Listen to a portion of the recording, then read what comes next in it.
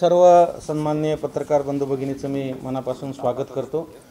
विधानसभा सार्वत्रिक निवडणूक 2024च्या प्रक्रियेतील आज एक दुसरा महत्त्वाचा टप्पा आज समाप्त होतो आहे। आज सायंकाळी 6 वाजता निवडणूक प्रचार बंद होतो आहे। उद्या सकाळी सर्व मतदान केंद्रावर पोलिंग पार्टी रवाना होणार आहेत आणि परवा आपल्याकडे मतदानाची प्रक्रिया पार पाडली जाणार आहे। या संदर्भामध्ये आज आपणा सर्वांचं आतापर्यंतच्या निवडणूक प्रक्रियेमध्ये आपण सर्वांनी दिलेल्या सहकार्याबद्दल मार्गदर्शनाबद्दल आपल्या सर्वांचे मनापासून आभार, मनापासून धन्यवाद।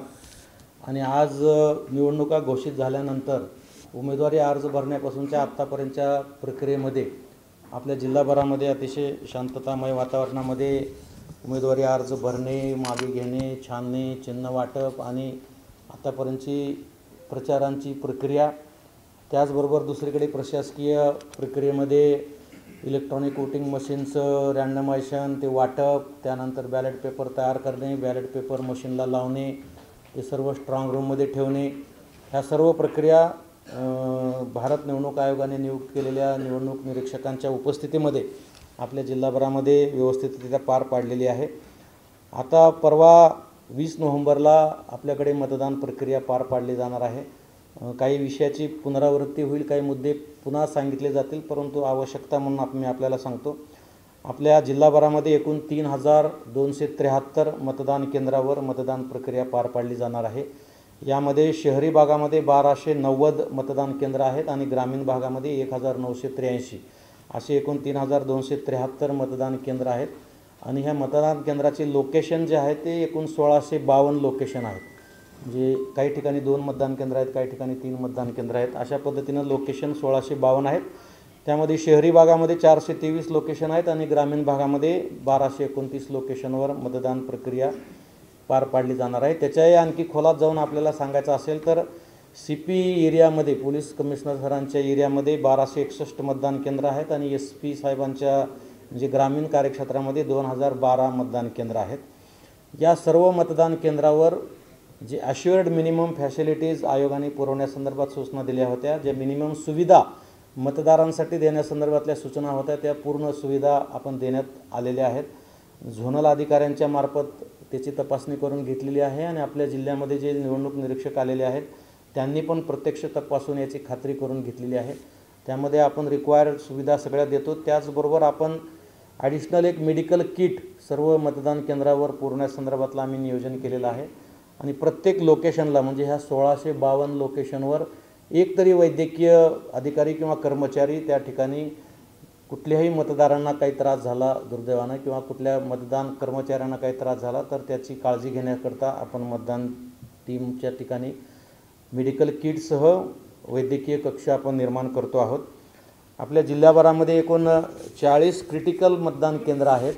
ते 40 काही कायदा सुव्यवस्थेसाठी क्रिटिकल नाही आहेत, परंतु आयोगाने दिलेले जे काही पॅरामीटर्स होते त्याच्यामध्ये कमी टक्केवारी असणे किंवा ॲब्सेंट, शिफ्ट आणि डेड ह्याची एक लिस्ट आपण तयार करतो, जी सर्वे केल्यानंतर घरी सापडले नाहीत किंवा बदलून गेले किंवा मयत झाल्याची शंका आहे तर त्यांची जी लिस्ट करतो त्याच्यामध्ये जर काही टक्केवारी जी ॲव्हरेजपेक्षा जास्त निघाली तर ती आपण क्रिटिकलमध्ये धरतो आणि त्या ठिकाणी विशेष काळजी घ्यावी लागते। तर अशी 40 मतदान केंद्र आपण निवडलेली आहेत आणि त्याची बंदोबस्त प्लॅन आणि योग्य ती खबरदारी आपण त्या ठिकाणी घेतलेली आहे। आपणा सर्वांना माहीत आहे जिल्हाभरामध्ये सुरुवातीला 397 उमेदवारांनी अर्ज भरले होते, त्यापैकी 214 उमेदवारांनी नंतर विड्रॉल केले आणि आता 183 उमेदवारांचं भवितव्य उद्याच्या मतदान प्रक्रियेमध्ये ठरणार आहे। जिल्हाभरामध्ये एकूण उमेदवार आपले निवडणूक रिंगणात आहेत ते 183 आहेत।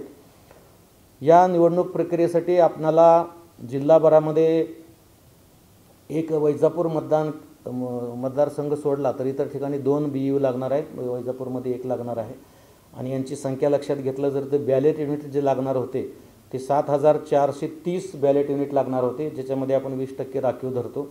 कंट्रोल युनिट जे होते 3917 लागणार आहेत, त्याच्यात 20% राखीव ठेवलेलं आहे। आणि VVPAT जे आहेत ते 4243 30% राखीव धरून आपले सर्व हे तयार आहेत। कुठल्याही यंत्राच्या बाबतीमध्ये आपल्याकडे कुठल्याही काळजीचा विषय आपल्या जिल्ह्यामध्ये नाही आहे। मतदारांचा जोपर्यंत विषय आहे, आपल्या जिल्हाभरामध्ये 32,02,751 मतदार यादीमध्ये अंतिम झालेले आहेत। यामध्ये पुरुष आहेत 16,63,186 आणि स्त्री आहेत 15,39,421 आणि तृतीयपंथी 144 मतदार यामध्ये आहेत आणि एवढे आपल्याकडे 32,02,000 मतदार मतदानाचा हक्क त्या दिवशी बजावू शकणार आहेत. या संपूर्ण निवडणूक प्रक्रियेकरता आपण 1,596 वाहनं अधिग्रहित केलेले आहेत वेगवेगळ्या ठिकाणाहून. त्याच्यामध्ये ST बसेस 374 आपण रिक्विजिट केलेले आहेत ज्या मतदान पार्टी जाण्यासाठी लागणार आहेत. आपण मतदारांच्या किंवा जे दिव्यांग किंवा वृद्ध मतदार मतदान केंद्रावर येणार आहेत त्यांच्या सुविधेसाठी आपण 150 ऑटो आपण बुक केलेले आहेत जे प्रशासनातर्फे त्यांना पुरवले जाणार आहेत आणि इतर काही प्रकारची जी वाहनं लागणार आहेत अशी जवळजवळ 1,596 वाहनं आपण याच्यासाठी नियुक्त केलेली आहेत. कर्मचारी वर्ग मोठ्या प्रमाणामध्ये लागतो. त्याच्यामध्ये आपण 10,978 पुरुष आणि 7,200 महिला अशा एकूण 18,178 अधिकारी कर्मचारी या निवडणूक प्रक्रियेमध्ये सध्या कार्यरत आहेत आणि मतदानाच्या दिवशीसुद्धा कार्यरत राहणार आहेत. पोलीस बंदोबस्ताच्या संदर्भामध्ये CP सर सांगतील, SP साहेब सांगतील, पण जनरल सांगायचं असेल तर शहरामध्ये जवळजवळ 2,693 पोलीस कर्मचारी आपण तैनात केले. त्याच्यामध्ये 123 ऑफिसर आहेत आणि ग्रामीण भागामध्ये 137 ऑफिसर आहेत आणि 2,291 कर्मचारी तैनात केलेत. एकूण 3,928 कर्मचारी पोलीस अधिकारी मिळून ग्रामीण भागामध्ये असं एकूण जिल्हाभरामध्ये 6,621 मनुष्यबळ आपण त्याच्यामध्ये तैनात केलेलं आहे. उमेदवारी अर्ज दाखल करण्यापासून आतापर्यंत आमच्या जे काही टीम आपण गठीत केल्या होत्या त्याच्यामध्ये FST 36 FST केल्या होत्या, स्टॅटिस्टिकल सर्वायल टीमचे 42 होत्या, व्हिडिओ सर्वायल टीम 46 होत्या. या सर्वांनी अतिशय चांगलं काम आपल्या या कालावधीमध्ये केलेलं आहे आणि मला या पूर्ण टीमचं, कारण रात्र दिवस त्यांनी काम केलेलं आहे बाहेर उभं राहून रस्त्यावर, मला यांचं या निमित्तानं अभिनंदन केलं पाहिजेत. आणि या सर्व माध्यमातून आपल्याकडे जवळजवळ 240 गुन्हे दाखल झालेले आहेत या निवडणूक प्रक्रियेमध्ये. त्यामध्ये निवडणूक निर्णय अधिकाऱ्यांच्या स्तरावर 11 गुन्हे दाखल झालेत, CP सरांच्या स्तरावर 7 गुन्हे दाखल झालेले आहेत, SP साहेबांच्या स्तरावर 16 आणि एक्साईज SPच्या माध्यमातून जे अवैध दारू आणि ह्याच्या संदर्भामध्ये एकूण 206 गुन्हे दाखल झालेले आहेत.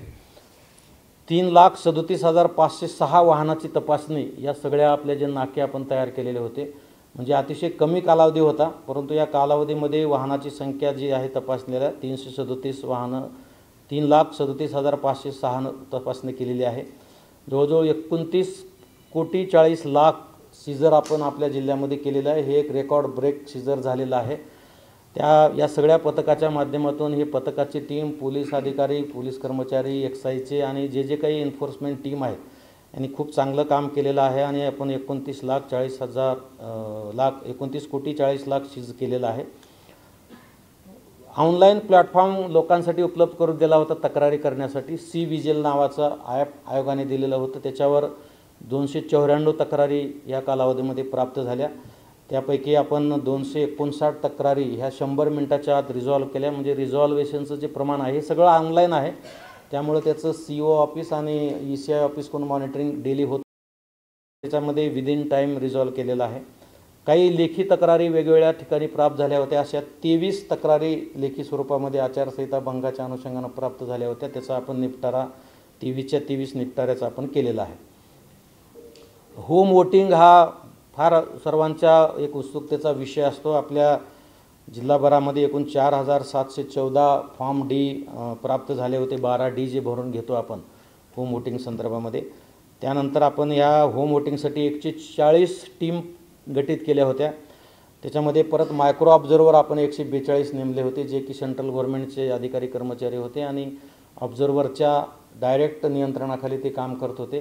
ते मायक्रो ऑब्झर्वर आपण 142 या टीमसोबत दिले होते. 149 वाहनं आपण स्पेशली या होम वोटिंगसाठी गठीत केली होती. ते टीम घरी जाऊन त्यांचं मतदान घेण्यासाठी. आणि मला आपल्याला सांगताना आनंद होतो आहे की या 4,714 पैकी 4,071 मतदारांनी घरी मतदान केलेलं आहे. याचं 79% प्रमाण आहे. काही लोकांनी मग नंतर अचानक रिफ्यूज केलं, मग नंतर त्यांची तब्येत खराब झाली, काही नाही करणार म्हणून सांगितलं, त्याच्यामुळे काही लोकांचं राहिलेलं आहे. आपल्याकडे टपाली मतदान 13,341 अर्ज आपल्याला टपाली मतदानाच्या अनुषंगाने मिळालेले होते. त्यापैकी 9,699चं मतदान झालेलं आहे, म्हणजे जवळजवळ 73% मतदान झालेलं आहे. आणि आजसुद्धा एक गंगापूरसाठीचं मतदान केंद्र आपलं टपालीचं चालू आहे. सैन्य दलासाठी आपण 2508 ETPBS पाठवले होते ऑनलाईन, त्यापैकी फक्त 10 आज रोजीपर्यंत प्राप्त झालेले आहेत. त्याची टक्केवारी 4 आहे आणि ते आपल्याला ऑनलाईन काउंटिंग सुरू होईपर्यंत आपल्याला ते जे 23 तारखेला मतमोजणी आहे त्याच्या 7 वाजेपर्यंत आपल्याला ते घेता येतं, त्यामुळे ते आणखी अवेटेड आहेत. संपूर्ण मतदानाच्या दिवशी साहित्य वाटपाचा उद्या दिवस आहे. मतदानाचा पूर्ण दिवस, मतदान झाल्यानंतर येणारे टीमचं साहित्य स्वीकारणे, या सगळ्या गोष्टीसाठी आपण मोठ्या प्रमाणामध्ये वैद्यकीय सेवा पुरवत आहोत. त्यासाठी आपण जे नगर परिषद हद्दीमध्ये 36 मेडिकल ऑफिसर आणि 196 स्टाफ आणि 6 ॲम्ब्युलन्स लावलेले आहेत. ग्रामीण भागामध्ये 285 मेडिकल ऑफिसर, 2037चा स्टाफ नियुक्त केलेला आहे आणि शहरामध्ये या ठिकाणी आपल्या महानगरपालिका हद्दीमध्ये 30 मेडिकल ऑफिसर आणि 872 स्टाफ आणि 25 ॲम्ब्युलन्स असे एकंदरीत जिल्हाभरामध्ये आपण 351 मेडिकल ऑफिसर, 3103 स्टाफ आणि 31 ॲम्ब्युलन्स आपण रेडी ठेवतो या 2-3 दिवसासाठी. जर दुर्दैवानं कुठं काही प्रकार घडला, कोणाला काही गरज लागली, कारण आपल्याला माहिती आहे लोकसभेच्या वेळेस आपल्याकडे 2 कर्मचारी मृत्युमुखी पडले होते, त्यांनासुद्धा आम्ही निवडणूक आयोगाच्या गाईडलाईन्सप्रमाणे जी काही मदत आहे ती मदत आम्ही त्यांना 1 महिन्याच्या आत त्यांच्या कुटुंबियांना मागच्या वेळेस मिळवून दिलेली आहे. आणि वैद्यकीय सेवेच्या माध्यमातून कुठल्याही मतदान कर्मचाऱ्याला किंवा कुठल्याही मतदारांना कुठलाही त्रास होणार नाही याची खबरदारी आपण जिल्हाभरामध्ये घेतलेली आहे.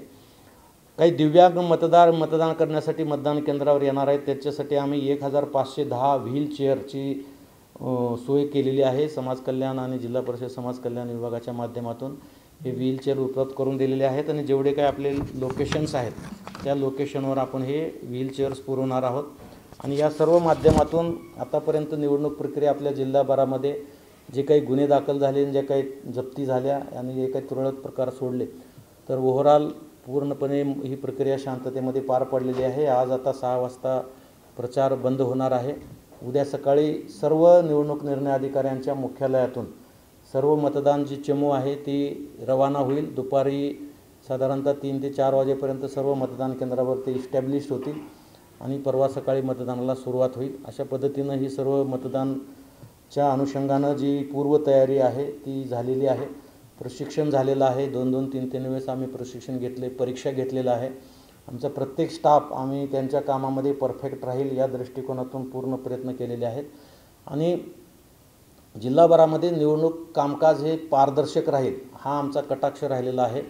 प्रत्येक ठिकाणी माझं नेहमी प्रथम वाक्य असतं की निवडणूक प्रक्रियेमध्ये फक्त मतदान गोपनीय आहे, बाकी सर्व खुलं आहे.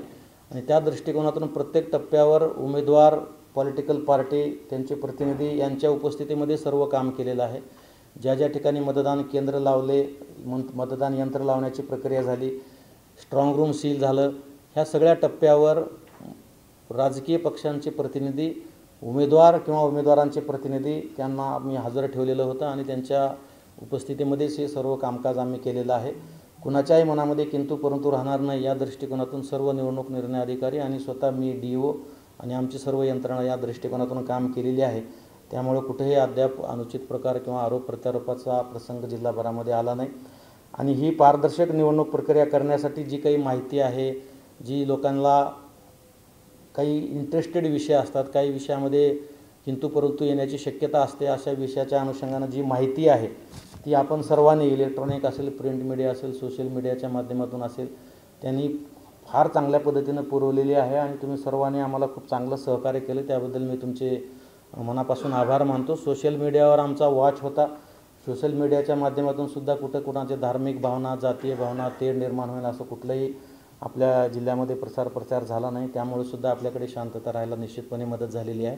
आणि हे सर्व वातावरण पुढील 3 दिवसापर्यंत आणि मतमोजणी संपन्न होईपर्यंत निश्चितपणे जिल्ह्यामध्ये राहील आणि संपूर्ण प्रक्रिया हे निपक्षपणे, पारदर्शकपणे आणि शांतता व सुव्यवस्थित पार पडेल याबद्दल मला खात्री आहे. धन्यवाद.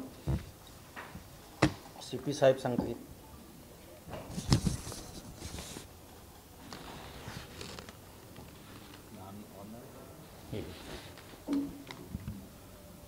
छत्रपती संभाजीनगर आयुक्तालयामध्ये जवळपास 5 विधानसभा मतदारसंघाचे जवळपास 405 इमारती येतात. त्याच्यामध्ये जवळपास 1261 मतदान केंद्र आहेत. आणि या सर्व मतदान केंद्रावरती पोलीस कर्मचारी त्याचबरोबर आमचे होमगार्ड्स याचा बंदोबस्त पुरेसा नियोजन झालेला आहे। उद्या रेव्हेन्यू ऑफिशियल्स बरोबरती आणि मतदान केंद्राच्या ज्या कर्मचाऱ्यांबरोबर पोलीस अधिकारी आणि होमगार्डचे वाटप हे त्या विधानसभा मतदारसंघानिहाय आमचे DYSP त्याचे इन्चार्ज केलेले आहेत आणि त्यांच्या मार्फतीने त्या सर्व बंदोबस्ताचं नियोजन आणि प्लॅनिंग आज ब्रीफिंग होईल आणि उद्या त्याचं वाटप सविस्तरपणे केलं जाईल। ह्या जवळपास 1 महिन्याच्या कालावधीमध्ये आणि उद्याच्या 20 तारखेच्या आपल्या मतदानाच्या करता एकूण आमच्याकडे 4 DCP, 8 ACP, 37 PSIs त्याचबरोबर 250 API PSI आणि जवळपास 4,500 पोलीस कर्मचारी, होमगार्ड आणि central paramilitary forces, QRT, RCP आणि SRPSचं डिप्लॉयमेंट हे मोठ्या प्रमाणावरती करण्यात आलेलं आहे। त्याच्यामध्ये आमची पोलीसची वेगळी पेट्रोलिंग ठेवलेली आहे, कंट्रोल रूम रिझर्व्स त्याचबरोबर QRT, RCP स्ट्रायकिंग्स आणि 100 मीटरवरती ट्रॅफिकचं नियोजन सविस्तरपणे केलेलं आहे। पार्किंगची व्यवस्था, बोर्डचे नियोजन करण्यात आलेलं आहे। लाऊडस्पीकरचा प्रभावी वापर आमचे अधिकारी उद्याच्या परवाच्या बंदोबस्तामध्ये करणार आहेत। त्याचबरोबर महानगरपालिकेचे जे अनाउन्सिंगचे जे काही स्पीकर्स आहेत त्याच्यावर देखील नागरिकांना विविध पोलिसांच्या तर्फे सूचना देण्यात येणार आहेत। ड्रोनचा ह्या गेल्या महिन्याभराच्या काळामध्ये आम्ही प्रभावी वापर केलेला होता। त्याच्यामध्ये दिवसा आणि रात्री देखील ज्या ठिकाणी रॅलीज असतील, सभा असतील, मिरवणुका असतील त्या सर्व ठिकाणी, त्याचबरोबर झोपडपट्टी एरिया असेल, नाकाबंदी असेल, FST, SST असेल, त्या सर्व ठिकाणी ड्रोनच्या तर्फे पेट्रोलिंग घेऊन प्रभावीपणे माहिती गोळा केलेली आहे। या व्यतिरिक्त महानगरपालिकेचे आमचे जवळपास 700 फिक्स कॅमेरे आहेत, ज्याचं नियोजन देखील आम्ही केलेलं आहे, ज्याचं रेकॉर्डिंग आणि ज्याचं मतदान यंत्रणा आणि मतदानाचा दिवस आणि त्याच्यानंतरचे दिवस ह्याच्यातर्फे देखील सर्व संशयित लोकांवरती हालचाली लक्ष ठेवण्याकरता आम्ही त्या पोलीस महासंचालक कार्यालयाकडून एक AI बेस्ड ॲपचा वापर केलेला होता। त्याच्यामुळे आमच्या शहरातील काही व्हिडिओ रेकॉर्डिंग आहे ते आम्ही इतर युनिटला पाठवून त्यांच्याकडून AI बेस्ड सर्वेलन्स आम्हाला काही माहिती मिळत होती आणि त्याच्या अनुषंगाने देखील आम्ही विशेष लक्ष काही ठराविक भागामध्ये ठेवलेलं आहे। आजपासूनच आपल्या FST आणि SST वरती देखील हाफ सेक्शन आपण CRPFचं डिप्लॉयमेंट केलेलं आहे काही ठिकाणी। या व्यतिरिक्त जवळपास 1 महिन्याच्या कालावधीमध्ये शहराच्या हद्दीमध्ये जवळपास 54.5 लाख कॅश जप्त केलेली आहे। एकूण अवैध दारूवरती 413 गुन्हे दाखल करून जवळपास 20,52,000 रुपयाचा माल जप्त केलेला आहे। नार्कोटिक्सच्या बाबतीमध्ये 44 गुन्हे दाखल केलेले आहेत, त्याच्यामुळे जवळपास 16 लाखचा नार्कोटिक्स जप्त केलेला आहे। अवैध गुटख्याच्या संदर्भामध्ये 32 कारवाई करून गुन्हे दाखल केलेले आहेत, त्याच्यामध्ये जवळपास 1,14,00,000 रुपयाचा गुटखा जप्त करण्यात आलेला आहे। जे शस्त्र आहे त्याच्याबद्दल आम्ही विशेष मोहीम राबवलेली होती, ज्याच्यामध्ये प्रामुख्याने तलवारी, चाकू त्याचबरोबर अवैध फायर आर्म्स म्हणजे अग्निशस्त्र या बाबतीत देखील आम्ही प्रभावी कारवाई केलेली आहे, ज्याच्यामध्ये एकूण अवैध चाकू 31, तलवारी 25, कोयता 4, गुप्ती 2, त्याचबरोबर 7 फायर आर्म्स म्हणजे आर्म्स पकडलेले आहेत आणि 13 अम्युनिशन्स आम्ही जप्त केलेले आहेत आणि त्या सर्व लोकांवरती अटक करून प्रिव्हेंटिव्ह ॲक्शन देखील केलेली आहे। त्याचबरोबर 1,339 लोकांवरती आम्ही प्रिव्हेंटिव्ह ॲक्शन केलेले आहेत MPDच्या BNSSच्या वेगवेगळ्या कलमांन्वये। त्यामध्ये जवळपास 1,140 इसम BNSS व BNSS 128 प्रमाणे 1,088 इसमांवरती प्रभावी कारवाई केलेली आहे। दारूबंदी 93 कायद्याप्रमाणे जवळपास 133 इसमांवरती प्रतिबंधक कारवाई करण्यात आलेली आहे। मोका ॲक्टचे जवळपास 4 प्रस्ताव आमच्याकडून मंजूर करण्यात आले, त्याच्यावरती मोका कायद्याअंतर्गत कारवाई केलेली आहे। आपल्याला माहिती आहे की काही दिवसापूर्वी आपल्याकडे जवाहरनगरला एक शेख जावेद उर्फ टिप्या शेख मकसूद ह्यांनी एक गुन्हा दाखल केलेला होता, 307चा गुन्हा दाखल झालेला होता। त्या गुन्ह्याला आजच आम्ही आता थोड्या वेळापूर्वी MCOCचे कलम देखील लावलेले आहेत, त्यामध्ये 7 आरोपी अटक आहेत आणि त्याच्यामध्ये मोक्याचे कलम देखील आजच आम्ही त्याच्यामध्ये लावलेले आहेत। या कालावधीमध्ये एकूण आम्ही 6 लोकांविरुद्ध तडीपारची कारवाई केलेली आहे। MPDAची जवळपास 3 लोकांवर तर कारवाई झालेली आहे. वाहतूक विभाग आणि सगळ्यात महत्त्वाचं म्हणजे मोठ्या प्रमाणावरती आम्ही 2 व्हीलर्स आणि 4 व्हीलरची नाकाबंदीच्या दरम्यान देखील police station, crime branch, traffic branch असे मोठ्या प्रमाणावरती आम्ही नाकाबंदीचं आयोजन या महिनाभराच्या कालावधीमध्ये केलेलं होतं, ज्याच्यामध्ये जवळपास 46,241 मोटर व्हेहिकल ॲक्टचे केसेस करण्यात आल्या, ज्याच्यामध्ये जवळपास 4,29,98,000चा दंड हा आकारण्यात आलेला आहे. आचारसंहिताच्या भंगाच्या बाबतीत एकूण 8 गुन्हे दाखल झालेले आहेत, त्याच्यामध्ये 36 आरोपी आहेत, त्याच्यामध्ये 1 NC दाखल झालेली आहे.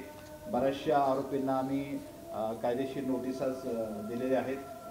शहरामध्ये central paramilitary forces, local police stations आणि लोकल हेडक्वार्टर आणि RCP QRTच्या मदतीने आम्ही मोठ्या प्रमाणावरती रूट मार्चेसचं आयोजित केलेलं होतं. काल संध्याकाळी देखील आम्ही क्रांती चौक, सिटी चौक आणि जेमसी भागामध्ये मोठा DCPच्या नेतृत्वाखाली रूट मार्च काढलेले होते. एरिया डॉमिनेशनच्या बाबतीमध्ये एकूण आमच्याकडे 23 रूट मार्चेस संपूर्ण शहरामध्ये मोठ्या प्रमाणावरती राबवलेले आहेत. एकंदरीत जसं 20 तारखेचे नियोजन केलेलं आहे, त्याचबरोबर आम्ही ज्या ठिकाणी आता स्ट्रॉंग रूममध्ये मतपेट्या जमा होणार आहेत त्या देखील इनर कॉर्डनला CAPF, आउटरला SRPF आणि त्याच्या आउटरला पोलीस यांचा प्रभावी बंदोबस्त आमचे अधिकारी कर्मचाऱ्यांना ठेवण्यात येणार आहे. आणि म्हणजे स्ट्रॉंग रूमच्या बंदोबस्ताचं नियोजन 20 ते 23 तारखेपर्यंत आणि 23 तारखेच्या मतमोजणीचं नियोजन देखील बंदोबस्ताच्या बाबतीमध्ये सविस्तर आमच्याकडून आखण्यात आलेलं आहे. आत्ता जसं कलेक्टर साहेबांनी सांगितलं की गेल्या महिन्याभरामध्ये जी काही पोलीस प्रशासनाने किंवा कलेक्टर ऑफिसकडून देखील जी काही कारवाई करण्यात आली त्याच्यामध्ये आपल्या सगळ्यांचं सहकार्य हे खूप मोलाचं लाभलेलं आहे. त्यामुळे निश्चितच लोकांपर्यंत प्रशासनाने केलेली कारवाई ही आम्ही पोहोचू शकलेलो आहे. त्याच्याबद्दल आपल्या सगळ्यांचे फार फार आभार आणि धन्यवाद. आणि आम्हाला खात्री आहे की केलेल्या सर्व प्रयत्नांमुळे आणि नियोजनामुळे आपलं मतदान, मतमोजणी आणि त्यानंतरची प्रक्रिया देखील अतिशय शांततेत आणि सुरक्षित पार पडेल. ग्रामीणचं कसं थोडक्यात सांगा. नमस्कार. छत्रपती संभाजीनगर ग्रामीण जिल्ह्यामध्ये आपल्याला एकूण 6 विधानसभा मतदारसंघ आहेत, ज्यामध्ये एकूण 1244 मतदान केंद्रांचे लोकेशन्स आहेत. यासाठी एकूण 2140 पोलीस अंमलदार आणि एकूण 1500 होमगार्डचा बंदोबस्त नेमण्यात आलेला आहे. या सर्व ठिकाणी आपल्याला CAPF ज्या ठिकाणी क्रिटिकल पोलिंग स्टेशन्स आहेत, असे 27 आपल्याकडे क्रिटिकल पोलिंग स्टेशन्स आहेत, अशा ठिकाणी CAPFचे हाफ सेक्शन दिलेले आहेत. त्याचबरोबर आपल्या जिल्ह्यामधील जे संवेदनशील, पोलीसदृष्ट्या संवेदनशील असे जे काही एरियाज आहेत त्या ठिकाणी सुद्धा CAPFची डिप्लॉयमेंट हाफ सेक्शनची करण्यात आलेली आहे. त्याचबरोबर जिल्ह्यातील फुलंब्री आणि गंगापूर या एक्सपेंडिचर सेन्सिटिव्ह जे पॉकेट्स आहेत त्यामधल्या SST मध्ये आपण CAPFचे हाफ सेक्शन दिलेले आहेत. त्यामुळे एकंदरीत पूर्ण पोलिंग डेच्या दिवशीचा बंदोबस्त पूर्णतः लावण्यात आलेला आहे. आणि FST आणि SST मध्ये सुद्धा आपण त्या ठिकाणी जास्तीत जास्त कर्मचारी आणि CAPF देण्याचा आपण प्रयत्न केलेला आहे. मागच्या 15 ऑक्टोबर पासून आचारसंहिता लागल्यापासून दिवसापासून जिल्हाभरामध्ये माननीय पोलीस अधीक्षक सर आणि माननीय कलेक्टर सर यांच्या सूचनांप्रमाणे विविध प्रकारची कारवाई करण्यात आलेली होती, ज्यामध्ये एकूण आपले जे जिल्ह्यातलं कॅश सीझर आहे ते सर्वसाधारणपणे 11,25,11,900 रुपये इतकं झालेलं आहे, ज्यामध्ये फुलंब्रीमध्ये 9,26,00,000 रुपयांची जे सोन्याचे होते, सोनं आणि चांदी हे पकडण्यात आलं होतं. त्याचबरोबर आपल्याकडे जिल्ह्यामध्ये संपूर्णतः एकूण 38,762 इतकं दारू पकडण्यात आलेली आहे, ज्याचं मूल्य आहे 33,87,840 रुपये. आपल्याकडे पूर्ण जिल्ह्यामध्ये 170 किलो अंमली पदार्थांची जप्ती करण्यात आली, त्याची किंमत बाजारभावाप्रमाणे 1,38,000,800 रुपये इतकी येते. त्याचबरोबर जिल्ह्याभरामध्ये एकूण 30 गुटख्याचे गुन्हे दाखल करण्यात आले, ज्यामध्ये 868 किलोग्रॅम गुटखा पकडण्यात आला होता, ज्याची किंमत बाजारभावाप्रमाणे 17,59,000 रुपये इतकी भरते. जिल्हाभरामध्ये अवैध शस्त्रांच्या बाबतीमध्ये कारवाई करण्यात आली होती, ज्यामध्ये एकूण 5 पिस्टल आणि 1 गन, त्याचबरोबर 29 तलवारी आणि 5 चाकू जप्त करण्यात आले, ज्याचं बाजार मूल्य हे 21 लाख रुपये इतकं आहे. त्याचबरोबर प्रतिबंधक कारवाईच्या अनुषंगाने जिल्हाभरामध्ये एकूण 525 इसमांवर BNSS प्रमाणे कारवाई करण्यात आलेली आहे. त्याचबरोबर 93च्या एकूण 87 प्रकरणांमध्ये कारवाई करण्यात आलेली होती. आपल्याकडे महाराष्ट्र पोलीस अधिनियम 5556 म्हणजे हद्दपार प्रमाणे एकूण 24 इसमांवर आपण कारवाई केली होती. तसेच MPDA अन्वये एका व्यक्तीला स्थानबद्ध करण्यात आलेला जवळपास 125 CAPFच्या मदतीने रूट मार्चेस घेण्यात आले होते. ज्या रूट मार्चेस मधनं आपल्याकडे जे महत्वाचे जे एरियाज होते त्या ठिकाणी कॉन्फिडन्स बिल्डिंग मोशन करण्यात आलं. प्रत्येक गावामध्ये जाऊन ज्या ठिकाणी संवेदनशील भाग असेल त्या गावांमध्ये तेथील लोकांमध्ये मतदानाप्रती आत्मविश्वास निर्माण व्हावा म्हणून पॅरामिलिटरी फोर्सेस आणि स्थानिक पोलीस प्रशासन यांच्या मार्फतीने आपण जवळपास 125 रूट मार्चेस घेतलेले आहेत. माननीय पोलीस आयुक्त सरांनी ज्याप्रमाणे सांगितलं त्याप्रमाणे या वेळेला आपल्याकडे असणाऱ्या ड्रोनचा सुद्धा प्रभावीपणे वापर आपण मतदान जनजागृती करण्याबाबत, तसेच आचारसंहितेच्या अनुषंगाने, आदर्श आचारसंहिते अनुषंगाने सुद्धा लोकांमध्ये जनजागृती व्हावी यासाठी सुद्धा आपण लोकांना जनजागृती केलेली आहे. आणि त्याचबरोबर मतदानाच्या दिवशी आपण जास्तीत जास्त ठिकाणी 100 मीटर त्याचबरोबर 200 मीटर या ठिकाणी फलक लावणार आहोत. त्याचबरोबर ड्रोनचा सुद्धा वापर त्या ठिकाणी करणार आहोत, जेणेकरून 100 मीटरच्या आतमध्ये कुठल्याही प्रकारचं मोबाईल किंवा चित्रीकरण कुठल्याही व्यक्तीने करू नये याबाबत आपण जनजागृती करत आहोत. आपल्या पूर्ण 6 विधानसभा मतदारसंघांमधलं फोर्स डिप्लॉयमेंट पूर्ण झालेलं आहे. त्याचबरोबर मतदानासाठी आलेल्या पोलीस अधिकारी आणि अंमलदार यांना ड्युटी पासेसचं वाटप सुद्धा आपलं पूर्ण झालेलं आहे. आणि असे सर्व अंमलदार आणि अधिकारी आता दिनांक 20 रोजीच्या मतदानासाठी सज्ज झालेले आहेत. धन्यवाद. एक महत्त्वाचा मुद्दा राहून गेलेला आहे जे सगळ्यांसाठी म्हणजे उमेदवार, पार्टी यांच्यासाठी मतदान केंद्राच्या अनुषंगानं मतदान केंद्रापासून 200 मीटरच्या परिघामध्ये कुणालाही प्रचार करायला अनुमती नाही आहे. आणि मग मतदान केंद्राच्या बाहेर त्यांचे ते टेबल लावायला, बूथ लावायला परवानगी आयोगाने दिलेली आहे. त्याच्याबद्दल लोकसभेच्या वेळेस खूप गैरसमज लोकांच्या मनामध्ये झाले होते. त्यामुळं आता आपल्या माध्यमातून हा विषय क्लिअर करायचा आहे की 200 मीटरच्या बाहेर पॉलिटिकल पार्टींना बूथ लावायला एक टेबल, 2 खुर्च्या आणि एक 10 बाय 10 पेक्षा मोठा राहणार नाही असा तंबू लावायला परवानगी आहे 200 मीटरच्या बाहेर. एका मतदान लोकेशनवर समजा 2, 3, 4 मतदान केंद्र असतील तर लोकांचा पूर्वी आग्रह चालला होता की आम्ही 4 टेबल लावतो आणि 4 तंबू लावतो वगैरे. तरी एखाद्या इमारतीमध्ये कितीही मतदान केंद्र असले तरी एकच अलाउड आहे. एकच टेबल, 2 खुर्च्या, 1 फ्लॅग आणि एक त्यांचं चिन्ह जे काही त्यांना तिथं लावता येईल. नंबर 1. नंबर 2, त्यांना तिथं जे काही त्यांचे प्रतिनिधी बसणार आहेत ते मतदारांना चिठ्ठ्या देऊ शकतात, पण ते चिठ्ठ्या फक्त मतदार यादीतला अनुक्रमांक एवढ्यापुरताच लिहून देऊ शकतात. त्या चिठ्ठ्यावर कुठलंही चिन्ह, पक्षाचं नाव किंवा कलर काही ठेवता येत नाही आहे. तर या दृष्टिकोनातून सर्वांना आम्ही लेखी कळवलेलं आहे, सर्व पॉलिटिकल पार्टीच्या ऑफिसला आणि उमेदवारांनासुद्धा, की मतदान केंद्राच्या इमारतीमध्ये कितीही मतदान केंद्र असले तरी एकाला एकच टेबल लावता येईल. तर या दृष्टिकोनातून सुद्धा आपण आपल्या याच्यामध्ये नोंद घ्यावी.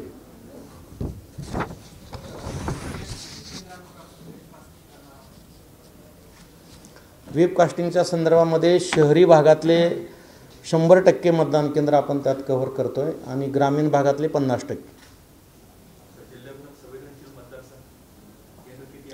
संवेदनशीलच्या बाबतीमध्ये कायदा सुव्यवस्थेच्या दृष्टिकोनातून संवेदनशील 0 आहेत. कुठेही जे संवेदनशीलता निर्धारित करण्यासाठी जे काही पॅरामीटर्स आहेत त्या पॅरामीटरमध्ये आपल्या जिल्ह्यातलं एकही लोकेशन बसत नाही आहे.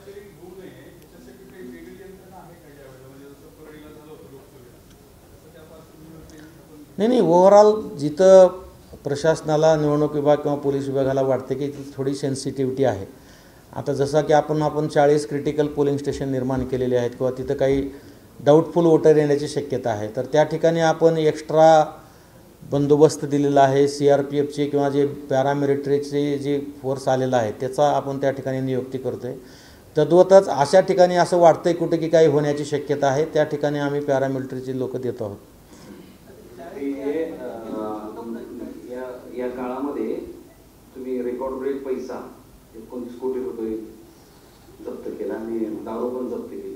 तर तो दारू पैसा हा माल नेमका कोणाचं त्याची नावं काही कळलं नाही. एखाद्या पार्टी असेल किंवा मुद्देमाल कोणाचा तो नाही, तो इन्व्हेस्टिगेशनचा भाग आहे. त्याच्यामध्ये आता ह्या गोष्टी काय कुठल्या लपवून किंवा छपून ठेवलेल्या नाही. त्याच्यामध्ये आपण जे ESMS नावाचं ॲप आहे त्याच्यावर आम्हाला अपलोड करावं लागतं, जे की CO आणि इलेक्शन कमिशनसुद्धा ते ऑब्झर्व करत असतं. त्याच्यानंतर प्रायमा फेशी आम्हाला या कालावधीमध्ये सापडलं म्हणून ते काय 100% त्याच्यासाठीच होतं ह्याच्याही आम्ही काही हे करू शकत नाही. तर इन्व्हेस्टिगेशनचा पार्ट आहे. त्याच्यामध्ये सोर्स कोणाचा आहे, कुठून येत होता, कुठं चालला आहे, कशासाठी चालला होता, हे आता अंडर काही गोष्टी इन्कम टॅक्सकडे दिलेल्या आहेत, काही गोष्टी पोलीस विभागाकडे आहेत, काही GSTकडे दिलेल्या आहेत, काही एक्साईज विभागाकडे आहेत. सोन्याची नाही, त्याच्यात आणखी म्हणजे सांगण्यासारखं आउटपुट काही निघालं नाही, अंडर ट्रायल आहे. आणि ते आल्यानंतर आम्ही निश्चितपणे जाहीर करू. त्याच्यात काही लपवून ठेवण्याचा विषय नाही.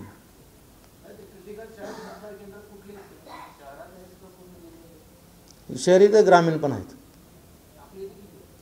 शहरात 12 आहेत ना, 13 शहरात 13 आहेत, बाकी ग्रामीण भागात आहेत.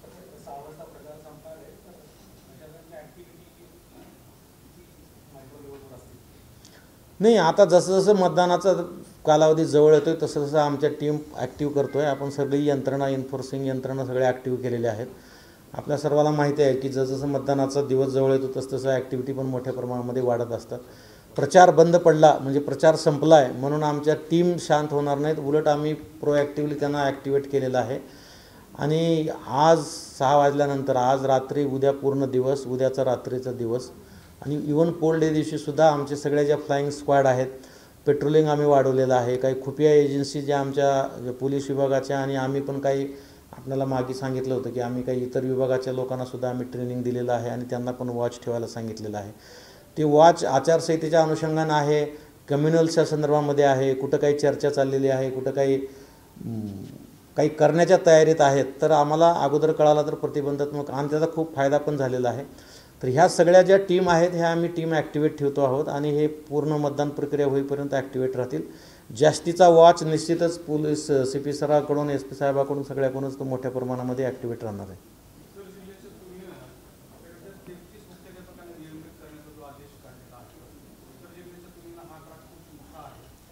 नाही, हा म्हणजे सरसकट सगळ्यांनाच निलंबितचा नाही आहे. आज मी काही ठिकाणी बातमी पण वाचली. परवाच्या मीटिंगमध्ये मी तसे निर्देश दिले होते. आपल्याकडे काय झालं होतं सुरुवातीपासून तुम्हाला म्हणजे सगळ्यांना माहीत आहे, 93 शाळेचा विषय, 93 शाळेचा विषय हा विषय फार चर्चेला गेला. त्याच्यानंतर मग जेव्हा खोलात गेल्यानंतर विना अनुदानित शाळा त्याच्यामध्ये 20 आल्या होत्या. आता त्यांनी काय शिक्षण विभागाने परिपत्र काढलं आणि ते सगळ्याच शिक्षण विभागाकडे मुख्याध्यापकाकडे गेले आणि सगळ्यांनी आता पत्र आहे म्हणून ते भरलं. विना अनुदानित आणि अनुदानितल्यातला फरक त्यांनी न करता त्या 20 म्हणजे ज्या विना अनुदानित आहेत त्यांच्यावर आम्ही कुठला हक्क गाजवू शकत नाही किंवा आम्ही काय गाजवणार नाही. त्याच्यामुळं ते 20 वगळल्यानंतर राहिले 73. तर ह्या 73 शाळेच्या मुख्याध्यापकांनी जी पोर्टलवर माहिती भरायला पाहिजे होती ते भरण्यासंदर्भामध्ये हायगय केली होती. आता काही ठिकाणी जाणीवपूर्वक केली असेल, काही ठिकाणी नजर चुकीनं झाला असेल, तो आता त्यांच्या विभागीय चौकशीतला भाग आहे. परंतु ह्या 73 पैकी नंतर जेव्हा आम्ही नोटीस काढली तेव्हा बाकी लोकांनी भरली. त्याच्यामध्ये माध्यमिक शाळा काही होत्या, प्राथमिक शाळा होत्या आणि त्याच्यानंतरही नोटीस देऊनही, स्मरणपत्र देऊनही 29 शाळेने अद्याप माहिती भरलेली नाही. आता त्याच्यामध्ये 29 पैकी माध्यमिकच्या होत्या काहीतरी 16 शाळा आणि प्राथमिकच्या होत्या 13. तर ह्या 29 शाळेने माहिती भरली नसल्यामुळं आम्ही लोकप्रतिनिधित्व अधिनियमच्या 134 खाली FIR दाखल करण्यासंदर्भात पत्र दिलं होतं. पण ती FIR दाखल केल्याच्या प्रति आमच्याकडे येत नव्हत्या म्हणून मी परवा मीटिंगमध्ये सांगितलं की FIR दाखल केलं नसेल तर या सगळ्यांना मग निलंबित करा. तर आता नंतर आपल्या ह्या चर्चेनंतर, आजच्या बातम्यानंतर कळालं की काही जणांवर FIR दाखल केलेला आहे. ज्यांच्यावर FIR दाखल झाला आहे त्यांची जर प्रोसिडिंग होणार, न्यायालय त्यांना शिक्षेची तरतूद आहे जी काही RP ॲक्टमध्ये ती तर नाही होणार. जी FIR दाखल करायला हायगई केली असणार, निवडणूक प्रक्रिया संपत आल्यानंतरही जर FIR नाही दाखल झाला तर मग त्यांना निलंबित करून त्यांची विभागीय चौकशी करा असे आपण निर्देश त्यांना दिलेले आहेत. आणि त्याचा डिटेल आता आम्हाला आमच्यासमोर निवडणूक प्रक्रिया पार पाडण्याचा प्रायोरिटी आहे. त्याच्यामुळे आम्ही कारवाई हा जो विषय आहे तो आम्ही कधी पण हाती घेऊ शकतो आणि कधी पण कारवाई करू शकतो. परंतु माझं स्वतःचं इंटेन्शन असं आहे की ते म्हातारी मेल्याचं दुःख नाही, पण काळ सोकवता कामा नाही. कारण अनेक निवडणुका समोर आहेत आणि काहीच कारवाई नाही झाली तर उद्या अंग काढून घेतील.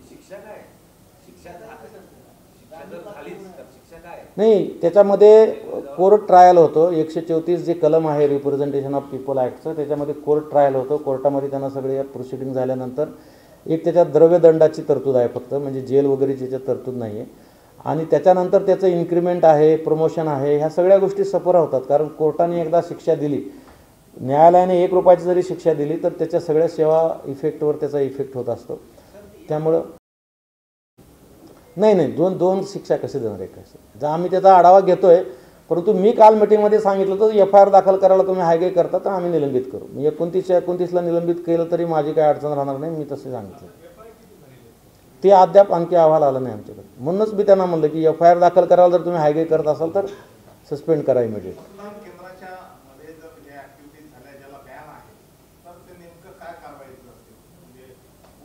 नाही, आता मतदान केंद्रामध्ये मोबाईल अलाउड नाही आहे. आयोग ह्याच्या बाबतीमध्ये फार स्ट्रिक्ट आहे. मागच्या निवडणुकीमध्ये काही 1-2 ठिकाणी अनुचित प्रकार घडले आणि त्याच्यामुळे परत आयोगाने फार कडक शब्दामध्ये याच्या संदर्भात दिले की मतदारामध्ये पूर्वी जनजागृती करा.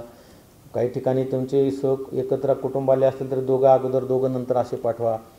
पण समजा याच्यानंतरही आता बऱ्याच ठिकाणी 200 मीटरच्या परिघामध्ये मतदान प्रचार करायला बंदी आहे. पण बऱ्याच ठिकाणी काही लोक प्रयत्न करतात, काही जण मोबाईल घेऊन जाण्याचा प्रयत्न करेल. पण जिथं जिथं आयोगाच्या नियमाचं उल्लंघन होईल तिथं तिथं त्यांच्यावर FIR दाखल होईल आणि ज्या सेक्शन खाली FIR दाखल होईल त्याप्रमाणे त्यांच्यावर कारवाई होईल.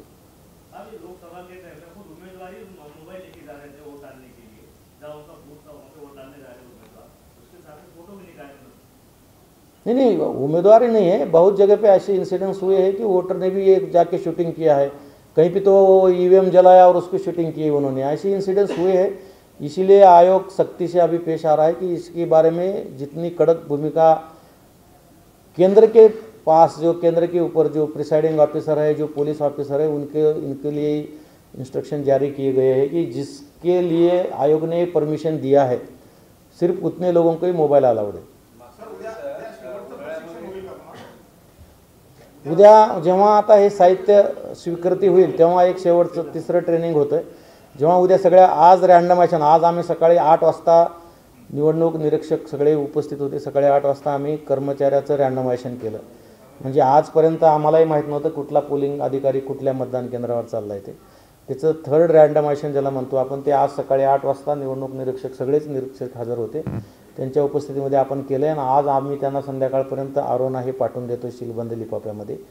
उद्या जेव्हा हे पार्टी येतील तेव्हा ते तिथं जाहीर करतील आणि त्या पद्धतीने त्या टीमचं फॉर्मेशन होईल आणि मग ते सगळ्या टीम फॉर्मेशन झाल्यानंतर अर्धा 1 तासाचं ट्रेनिंग होईल. ज्या काही दरम्यानच्या काळात नवीन सूचना आल्यात किंवा काही महत्त्वाचे मुद्दे आहेत ते परत त्यांना अधोरेखित केले जातील आणि मग साहित्य वाटप होईल आणि मग ते मतदान केंद्रावर जातील. काही मतदान केंद्रावर अपेक्षितपणे दुपारच्या वेळेस संख्या वाढते मतदारांची आणि त्यावेळेस तिथं सुविधा नसते. शहरातल्या 2-3 मतदारसंघामध्ये मतदान केंद्रावर झालं होतं. तशी काही आधीच नाही यावेळेस आम्ही पाण्याच्या नाही याच्यामध्ये आम्ही झोनल ऑफिसरकडून सर्वे केला आहे. ज्या ठिकाणी तिथं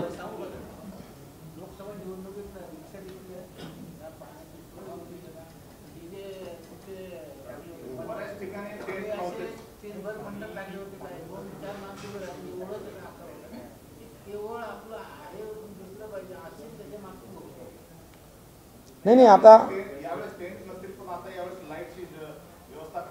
नाही यावेळेस हा विषय असा आहे की सध्या हिवाळ्यात 5-5:30ला अंधार पडतोय. त्यासुद्धा सूचना आम्ही दिलेल्या आहेत, बॅटरीची व्यवस्था करा म्हणून. तुम्ही म्हणता तसं काही ठिकाणी शेडच्या बाबतीमध्ये काही लोकांनी हायगाई केली होती. पाण्याच्या बाबतीत पाणी आपण पुरवलं होतं. मी इथं कंट्रोल रूमला मला किती जणांचे फोन आले ना, पाण्याचे जार संपले साहेब, नवीन जार पाठवून द्या वगैरे म्हणून. पण बिस्लरी बॉटलची आपण व्यवस्था नव्हती केली, पण जार आपण नक्की ठेवले होते.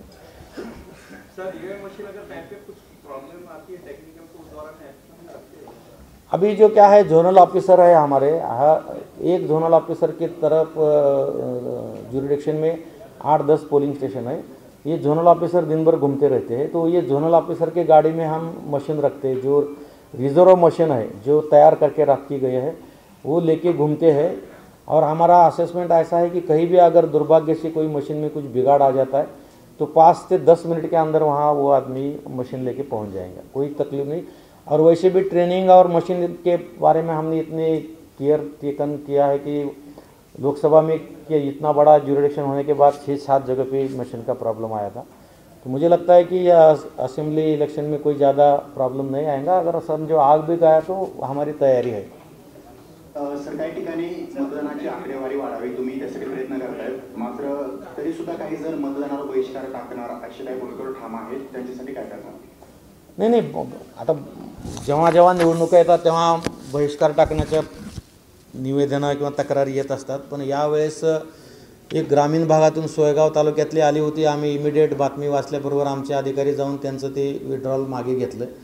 आज शहरातल्या कुठल्या तरी कॉलनीचा विषय होता, ते पण महापालिकेशी संपर्क केलेला आहे, ते पण त्यांच्याशी चर्चा कदाचित तो विषय संपलेला पण असेल। आणि आम्ही त्यांना आग्रह करतो की निवडणुकीच्या प्रक्रियेवर बहिष्कार टाकणं हे काही आपला मार्ग नाही आहे आणि त्याच्यातून काही मार्ग निघणार नाही आहे।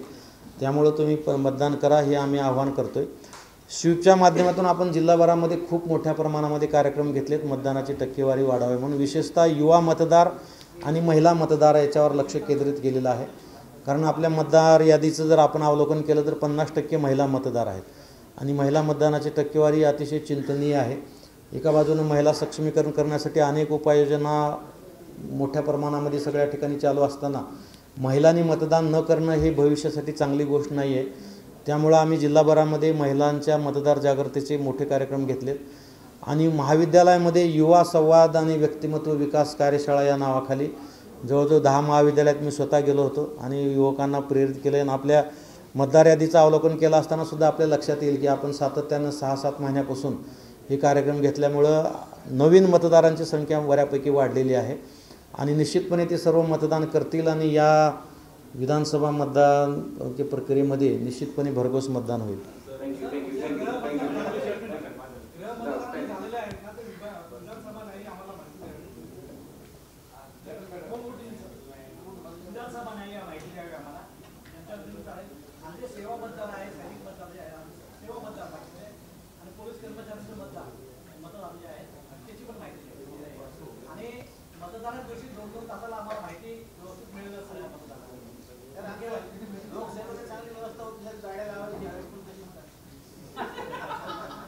नाही निश्चित करू नाही, माझा प्रायोरिटी माझे आहे की कुठल्याही मीडिया पर्सनला माहिती घेण्यासाठी वेळ लागू नये। मध्यंतरी काही उमेदवारी अर्जाच्या वेळेस बऱ्याच जणांचे मला फोन पण आले, त्याच्यामध्ये आम्ही रेक्टिफाय करायचा प्रयत्न पण केला।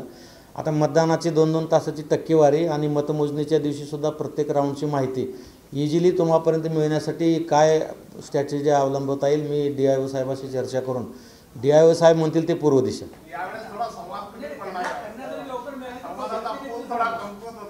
नाही त्याचं कारण असं आहे की त्यावेळेस RO पण मीच होतो, निवडणूक निर्णय अधिकारी पण मीच होतो, DO पण मी होतो। त्यामुळं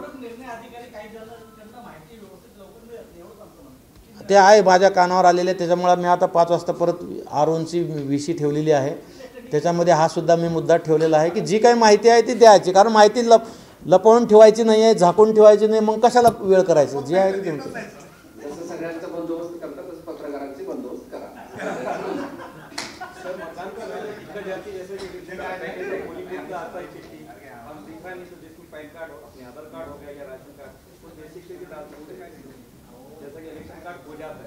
नहीं बाकी बहुत सारे एविडेंस हमने बताया ना, अभी 16 टाइप के कागजात बताए हैं। अगर इलेक्शन कार्ड नहीं है तो जिनके पास इलेक्शन कार्ड नहीं है वो आधार कार्ड लेके जा सकता है, मनरेगा जॉब कार्ड लेके जा सकता है, बैंक या पोस्ट ऑफिस का कार्ड लेके जा सकता है, आरोग्य बीमा का स्मार्ट कार्ड ले सकता है, ड्राइविंग लाइसेंस, पैन card, register general of India द्वारा नेशनल पॉपुलेशन रजिस्टर का जेरोक्स कॉपी ले सकते हैं, पासपोर्ट ले जा सकते हैं। ऐसे जितने भी घर पे कागजात है वो लेके जा सकते हैं, कोई दिक्कत नहीं है। चला धन्यवाद, थैंक यू।